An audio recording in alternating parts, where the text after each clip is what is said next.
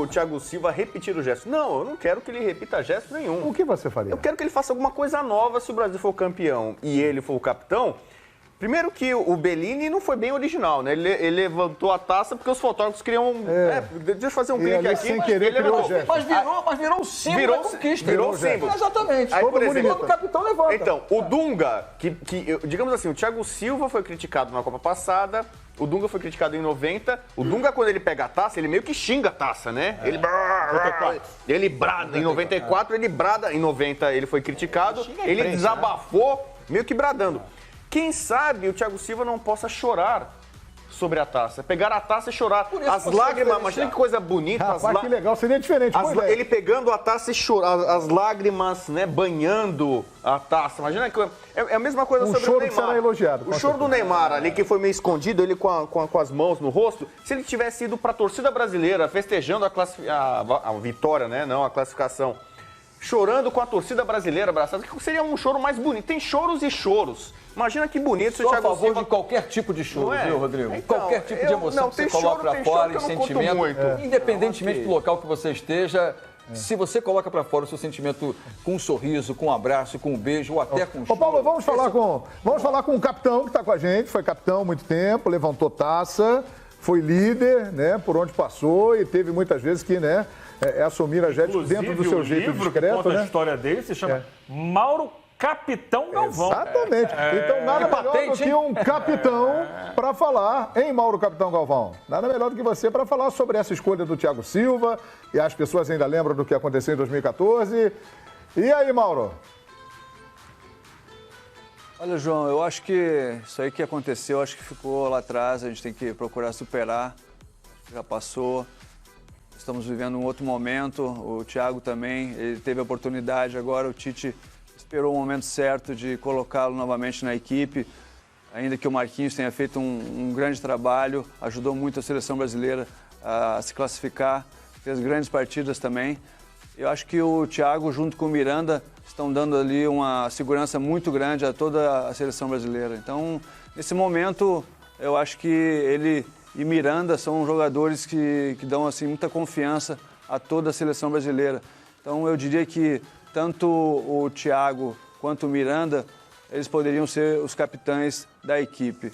E o Tite sempre teve como norma, né, principalmente no Corinthians, de fazer esse revezamento. Eu acho que deve ter algum sentido, né? Principalmente eu acho que é de dar a importância a todos, porque todos são grandes jogadores, se foram chamados para a seleção brasileira, porque são pessoas também importantes e são líderes nos seus clubes. Então é normal que ele faça essa mudança a cada jogo. Eu acho que é para isso, é para fazer com que todos tenham assim, aquela noção de ser capitão em qualquer situação, não só um jogador, e todos. Então, acho que é essa a finalidade dele, né, de fazer com que todos sejam importantes e que a seleção brasileira fique cada vez mais forte. Ô Elano, você deixaria o Thiago Silva como capitão da seleção brasileira? O que a gente tem que lembrar sempre também das coisas boas, né? A gente fica remoendo, né, o que aconteceu no Brasil. Acho que ele vem sido batendo sempre em cima disso aí, João. É um grande atleta, um cara mundialmente todo mundo quer. É um zagueiraço que a gente vai colocar ele no nível mundial, é um dos melhores. Eu acho que ele tem perfil sim para ser capitão. Acho que o momento de tristeza que ele passou nessa Copa do Mundo aqui no Brasil. Mas eu acho que ele e o Miranda, também concordo com o nosso capitão Mauro Galvão, que os dois têm esse perfil de capitão dentro dessa seleção brasileira. E eu acho que tem tudo para dar certo. Eu acho que a seleção brasileira é uma seleção muito consistente.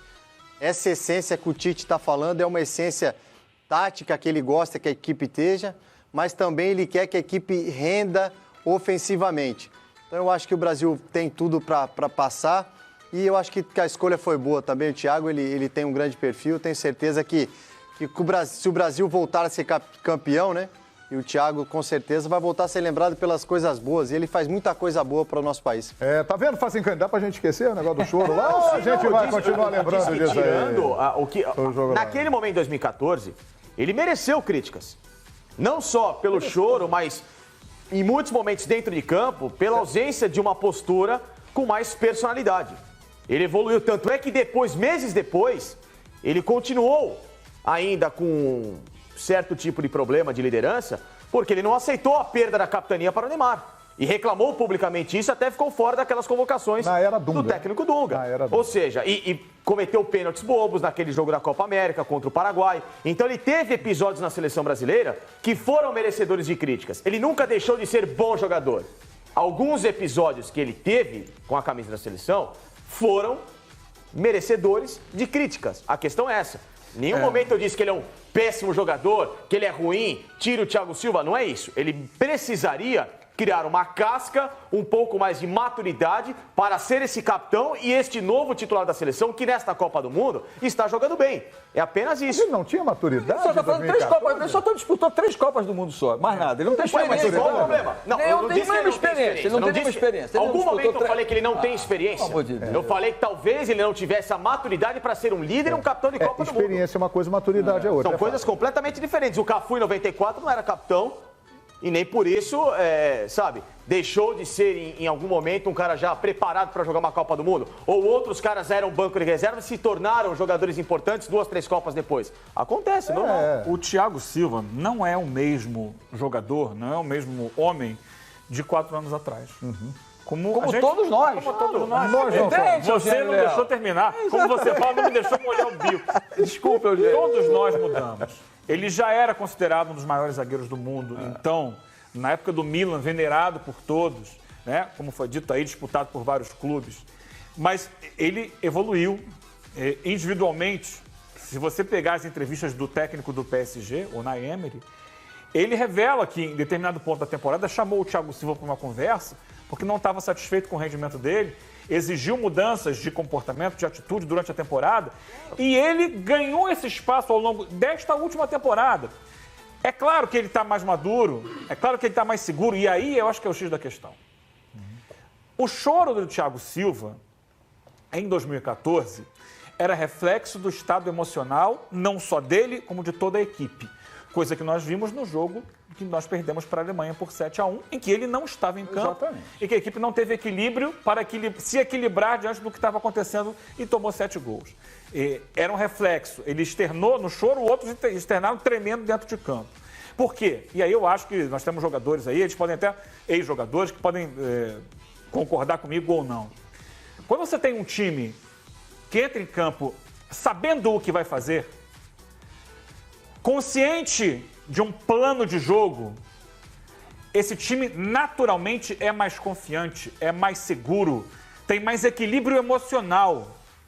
É diferente de uma equipe que entra em campo, caramba, eu não sei como é que eu vou fazer essa cobertura, eu não sei como é que eu vou sair jogando, eu não sei para quem eu vou dar a bola quando tiver essa bola, que me parecia ser muito isso, especialmente sem o Neymar na Copa de 2014.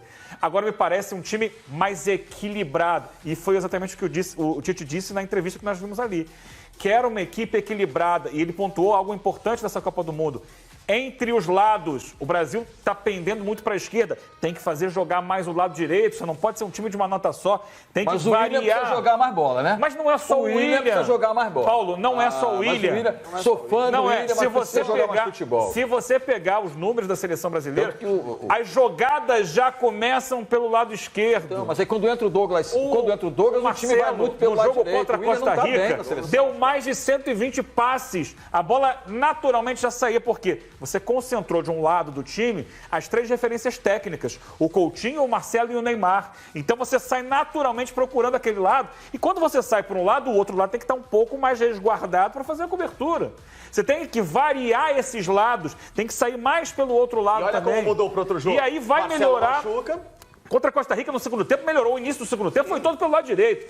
E para mim não foi só porque entrou o Douglas Costa no lugar do William, foi porque o time passou a jogar por aquele lado. O Douglas Costa teve mais apoio para jogar do que o William. E eu acho que o Tite está vendo isso. Eu gostei, para voltar aqui ao ponto inicial, o que eu gostei na entrevista do Tite que nós vimos agora há pouco foi a confiança dele. A segurança no que ele disse. É o padrão daí para cima e ele elogiando o Fernandinho. Entra e mantém o nível. Então, ele está confiante. Tem banco, né? Tem banco. Ele tem, o Fassicani falou aqui sobre o gol do Paulinho. O gol do Paulinho contra a Sérvia foi a 7ª ou 8ª vez naquele jogo que o Brasil tentou aquele tipo de jogada, teve aquele tipo de jogada. Foi uma jogada trabalhada em cima da característica de defesa da seleção da Sérvia. E em outras situações o passe não saiu certo ou saiu fora do tempo, mas Gabriel Jesus entrou. Teve um lance que o Paulinho entrou, não recebeu o passe, porque era o Gabriel atraía a marcação da zaga, abria o William de um lado e aí abria-se o espaço para o Paulinho a defesa infiltrar. Subiu um pouquinho. Demorou para achar o tempo da bola, mas isso é uma jogada planejada. Não saiu assim, agora eu vou fazer isso. Não, planejado. E é em cima disso que eu vejo a confiança do Tite e a confiança dos jogadores e do Thiago Silva. O René Simões nos chama lá. Você, né, René? Diga aí. Algumas coisas a acrescentar aí. Primeiro, o Thiago Silva foi meu jogador. É um camarada extremamente confiável. E o que aconteceu em 2014, eu também critiquei o que aconteceu em 2014, mas eu acho que foi o que ele esperava e a forma como chegaram para aquela Copa do Mundo. A primeira entrevista que ele e o Davi Luiz deram, disseram que o objetivo deles, o Mauro está aqui, tem um objetivo desse, uma coisa muito louca, que o objetivo deles era ser campeão do mundo com 0 gols tomados. Alguém que chega para uma Copa falando isso, né, Mauro, como zagueiro, ele está desequilibrado, ele não tá muito legal. Mas eu acho que ele está muito equilibrado agora e passou. Voltando a falar do Paulinho, se eu não me engano, o esquema que o Tite joga é 4-1, né? 4-1-4-1.